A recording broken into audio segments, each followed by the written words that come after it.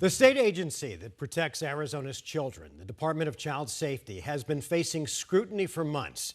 This year, 3 young women, Emily Pike, Zariah Dodd, and Rebecca Baptiste, have all been murdered on their watch, and lawmakers are now searching for solutions. Thanks for joining us tonight, and welcome to 12 News at 6. I'm Mark Curtis. And I'm Kariba Devine. 12 News journalist Sean Rice has been following these cases closely. And Sean, there was a closed-door meeting at the state capitol today. What do you know about that?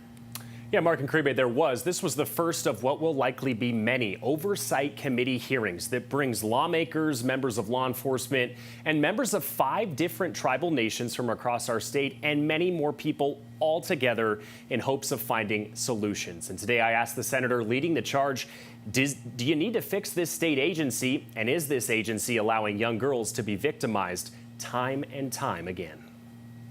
Do you think the answer here is more government? And what I mean by that is new laws, or are the reforms that are necessary within DCS themselves?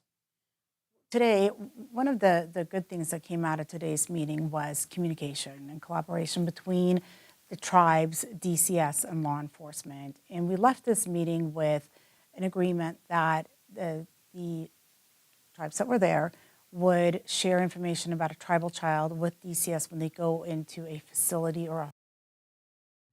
And that was Republican Senator Karen Werner's takeaway on what could have saved the life of Emily Pike. You may remember her. She, earlier this year, ran away from a Mesa group home and was found dismembered in a desert northeast of Globe. Today, Emily's mom and members of her San Carlos Apache tribe, they attended a hearing to seek to improve the relationship between the tribe, law enforcement agencies, and the Department of Child Safety. We also asked Senator Karen Werner about Rebecca Baptiste, whose school, Empower College Prep, reported potential signs of abuse at the hands of her father on 12 different occasions over the last decade. DCS investigated on several of these allegations, but they never found any evidence to remove her from her home. She would later allegedly be abused and killed by her father and girlfriend. As we analyze whether it's leadership or whether it's caseworkers or investigators within DCS, you can have guidelines to say you're supposed to do X, Y, and Z, but if that's not followed, does someone keep their job? Is that a question you have? I do have that question. I do.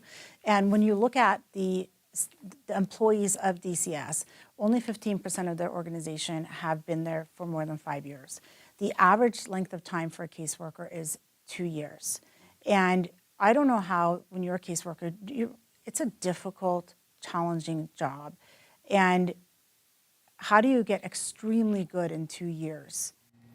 So the question remains, how do you keep good, quality caseworkers at the Department of Child Safety? Today, I asked Senator Werner if the legislature should pay them more.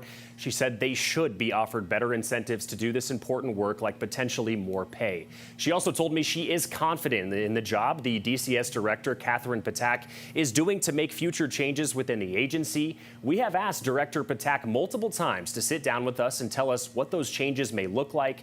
Tonight, we're still awaiting for that opportunity. Back to you guys. All right, Sean.